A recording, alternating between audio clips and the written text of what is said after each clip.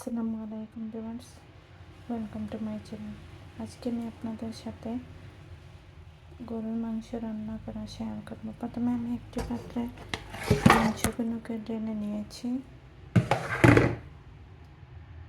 এবার আমি এর মধ্যে অন্যান্য উপকরণগুলো দিয়ে দেব। এর মধ্যে আমি 3টা শুকনো মরিচ, এলাচ, দারচিনি, লং, আদা বাটা এখানে 2 টেবিল চামচ, রসুন বাটা 2 টেবিল চামচ, রসুন, তেজপাতা, তারপর লং, গোলমরিচ 4-5টা,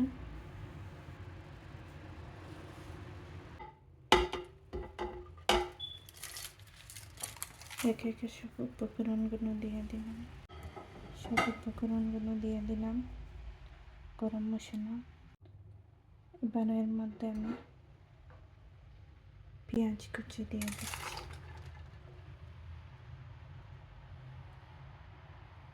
এবার এর মধ্যে আমি সব শুকনো উপকরণগুলো দিয়ে দিচ্ছি।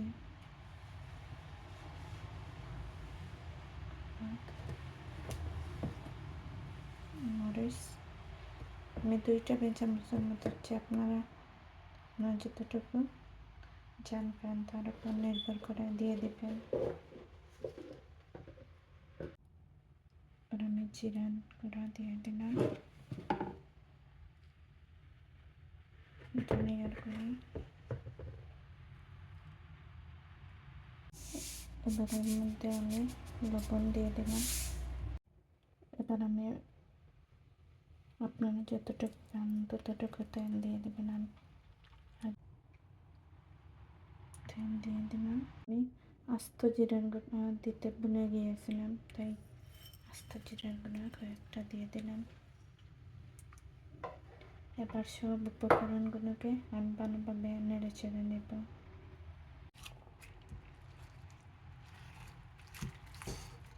ভালোভাবে নাড়তে হবে যাতে মাংসের সাথে সব মশলাগুলো ভালোভাবে লেগে যায়, তাহলে খেতে অনেক মজা লাগবে। ভিউয়ার্স, আমি এই তো সবগুলো উপকরণ ভালোভাবে মিশিয়ে নিয়েছি।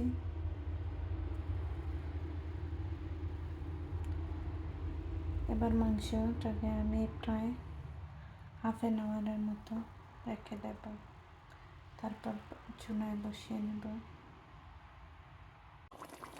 এই তো ভিউয়ার্স, আমি চুলার মধ্যে হাফ অ্যান আওয়ারে চুলাতে বসিয়ে দিলাম।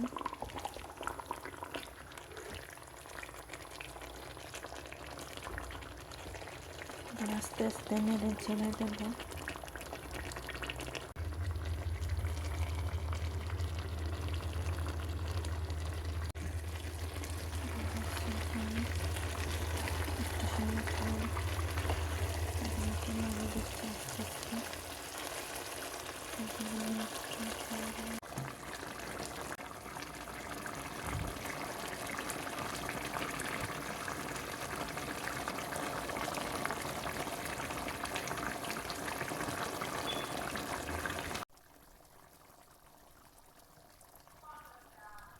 এর মধ্যে এবার আমি কিছু শর্করা দিয়ে দিচ্ছি।